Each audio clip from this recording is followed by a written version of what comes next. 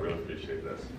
You know, it's exciting to come back here. It's not a full loop, full circle for me, because when I was first evaluating whether to run, this was about 3 years ago, I came to talk to many of you here in Page County, the Chamber, and business community. You guys are the backbone of the economy in Illinois. And it was an honor to visit with you then, and I look forward to visiting with you this morning. You know, we've got the biggest turnaround in America going on right here in our great state. You are key partners, key allies in making it happen. Thank you. Thank you so much. Thank you for being business builders in Illinois. Thank you for being business leaders, entrepreneurs. Without you, nothing else would happen. I'm here as an ally and an advocate for you. And it's a special honor for me to be here this morning to celebrate and honor some of our best legislators. They're my partners in getting the state turned around. We're here to honor a number of them who've already shown themselves to be good allies, good partners, good communicators with us. We're going to have big things coming, big challenges ahead, and we're going to get major things done. We're going to surprise some people. A lot of folks were wondering whether a Republican administration and with a Democratic legislature could get things done. We're going to prove that we can. It's a very exciting time. I'm very pleased. I've been spending most every day in Springfield with members of the General Assembly. Members of both parties realize that we need to make big changes. And we've got to take on the special interest groups that have had a stranglehold on our government in Springfield for a long, long time. And we need to support those legislators who will stick their necks out and take the tough votes. And that's exactly what we're going to do here in this spring session. And as I believe it's our mayor in Chicago who once said famously a while back, you know, never let a crisis go to waste. We have a crisis. We have a crisis in Illinois, massive financial crisis created by the special interest groups getting the politicians to basically spend ourselves into oblivion. We also have a crisis in the city of Chicago. Chicago is literally sliding towards bankruptcy, literally sliding. And that creates an opportunity to make big changes. We've got to make big changes. Everybody wants us to talk about the budget. Say, Bruce, balance the budget. Balancing the budget is not hard. It's not rocket science, ladies and gentlemen. Anybody who's committed to balancing budget, we can have a balanced budget. The key is to make the structural reforms so we don't constantly have a budget pushing out of balance. And so when we elect down the road the next Blagojevich, and Illinois has a history of electing Blagojeviches. Four out of our last 8 governors have gone to jail. When we get the next Blagojevich in office down the road, they don't have the power structure to go blow the lid off the budget again. That is the key. Balancing the budget in any one year, that's not the problem. It's getting the structural changes so the special interest groups that cause the overspending can't do that anymore. That is the key to change. That's what we're going to do.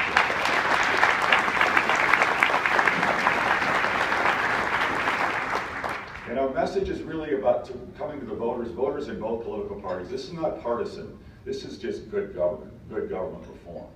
This is empowering local voters to get control. Voters should decide. Taxpayers own their governments. And this is what the government employee unions have to understand.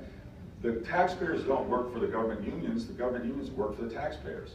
We've got the power structure backwards. We've got the power backwards. The people own the government. The people of the state control the government. That's where the power should be. We need to restore local control. We need to empower our voters to control what happens inside their own governments. Well, voters should decide what gets collectively bargained in their county government, in their city government, and in our state government. They should decide who has to join a union, who doesn't have to join a union. And if folks who want strong unions in their government, terrific. I have no problem with that. But voters should be entitled to decide that for themselves. They shouldn't be told. They shouldn't be dictated to. Same thing in our schools. Our schools, for the folks who really believe strongly in the teachers union as a force of good, that's fine, keep the teachers union strong. But for those who want to make changes that the union opposes, people should decide if the teachers have to join a union to teach their children or not. It's a choice. The parents, the taxpayers should decide that. They shouldn't be told that by outsiders. Same thing in our local economies. Do we want to compete with Indiana, Wisconsin, Iowa, Texas, Tennessee? Do we want to compete with employment flexibility and free enterprise, or do we want more closed shop restrictions? For those communities that would rather keep closed shop restrictions, terrific, keep them, no problem. But one county, you know what, Cook County shouldn't tell DuPage County how DuPage County runs its own economy and how DuPage County competes, or Effingham County or Winnebago County. voters can control these issues. Local voters can decide whether we're competing or not. And we've got to get Illinois on the list. Today, Illinois is not on the list. There are thousands of companies who won't come to a closed shop state. They won't come, they won't even look at it. And many companies, when they're making an expansion decision or relocation decision, are leaving the closed shop states and moving to the open employment states. That's a fact. And we can all, shake our head or say, it's a fact. And we've got to get Illinois on the list.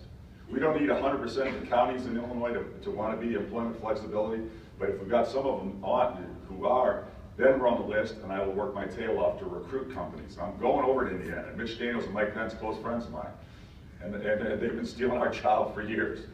We lost more population last year than any state in America. We've lost 275,000 people over the last 10, 12 years out of Illinois. That's Springfield, Decatur, and Champaign all leaving, basically. We don't change that, we got nothing. We'll never fix any of our problems. And so we're going to fix our competitive structure. And you know what? I'm going over to Indiana.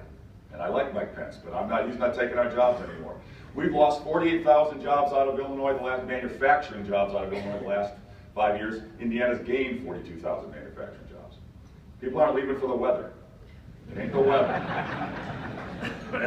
I'm going to Wisconsin. I love Scott Walker, but you know what? I'm taking the jobs back he's been bringing across the border into Kenosha and Whitewater and Madison. We're bringing the companies back. And what I'm really looking forward to, my predecessor in office used to whine and complain. He would say, Rick Perry came back up here, he's being mean, he's coming up here, he's recruiting companies from Illinois, shame on him, he should go home.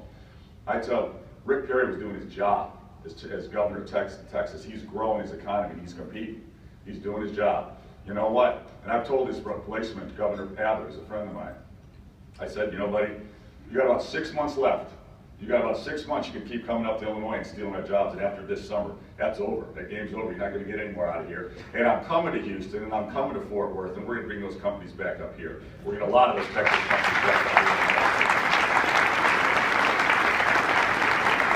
I need your help. We got to fix workers' comp. Workers' comp is broken. It's corrupt. It's abusive. Caterpillar told me workers' comp costs 5 times as much for them in Illinois as it does in Indiana. Most employers I've talked to would say that Indiana costs, half or a third. We can't compete when we got workers' comp out of control like that. Our unemployment insurance costs are too high. Our lawsuit abuses are too high. And our number one tax problem is our property tax. We've got the highest property taxes in America. Us in New Jersey, neck and neck. And it's no coincidence that us in New Jersey are tied for out-migration. The states where people leave the most, Illinois and New Jersey. Brutally high property taxes. And a lot of companies have complained to me that the property taxes are too high. To get that fixed, I need to get the unfunded mandates off of you in DuPage County. Unfunded mandates are killing you in DuPage County, and we're going to get those out of Springfield. And I want to get the prevailing wage and these project labor agreements out of the government in Illinois. It's causing us to spend 20-25% more on every construction project that we do in our state government. When we build a school, we spend 20-25% more. When we build a road, 20 or 25% more. There's no reason for that. We can have competitive bidding. And those folks who want to pay higher wages or have the union guys contract, no problem. But you should be able to choose how you do that. You should control that issue. You should decide, and I want to be a governor that's all about infrastructure. I want to put tens of billions of dollars into our infrastructure in Illinois over the next few years. Tens of billions. And if we got to spend 20% or 25% more for every project, that's going to get a lot less bang for our buck. We're going to get a lot fewer projects done. So we're going to get competitive bidding into our government systems here. Again, we're going to restore competitive bidding. It's a big agenda. It's bold and aggressive. Some people said, Bruce, how can you get all that done? I mean, that's a lot. I say, okay, so our agenda is going to be drafted up into a series of bills, and a handful of bills, 6, 8 bills, something like that. And people say, boy, that's a lot. You guys know how many bills Springfield passes every year? Have any idea? 600. 600. Now that should be illegal. But you know what? We could pass 8 bills. It's like, focus. We don't get caught off on, what the state butterfly should be or any of that stuff. Let's focus. Let's focus. Let's focus on what matters. Let's get a booming economy. Let's get the best schools in America. Let's stop cutting our school funding to force a tax hike. Let's put schools first. Let's make our schools the best in America in every community. And let's make sure that we get value for our tax dollars. We can do it and put the money where it deserves to be. So I'm honored to be here with you. We got a big agenda. Please help me with the message. Because if we get our message out there, when you're talking to the Rotary Club, when you're at your PTA meeting, when you're out there in your community, when you're talking to your local newspaper, talk about voter empowerment, local control, and getting the government away from the special interests in Springfield. If you help us with this message, we're going to get it done. And we're not going to get it done 3 or 4 years from now. We're going to get it done this year, right now. Right now is when we have the leverage. Right now is we have the financial crisis. Right now, everybody wants to chatter about more taxes. Ain't talking about taxes unless we have major structural reform for the long term. I'm excited to be here with you. This is a great morning because we're celebrating some of my friends in the General Assembly. Round of applause for our awardees to be here today, and thank you for your time.